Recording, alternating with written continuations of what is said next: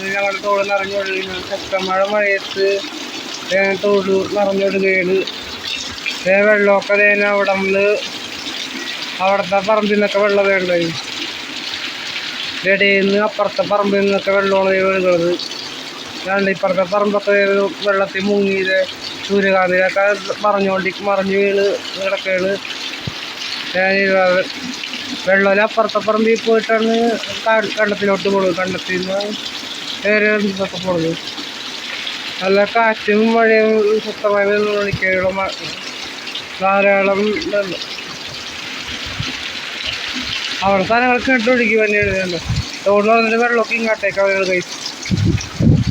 അവിടെ നല്ല കാറ്റും കൊണ്ട് വെള്ളം അവിടെ നിന്ന് വെള്ളം ഇത്രയും മുങ്ങാറെത്തിയിരിക്കുകയാണ്.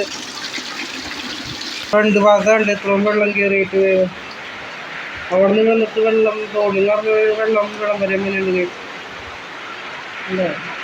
ഇവിടെ വെള്ളം കയറി ബാക്കിയൊക്കെ അപ്പുറത്തെ വശത്താണ് നിൽക്കുന്നത് നിറഞ്ഞത്. അറ്റത്ത് വെള്ളമാണ്.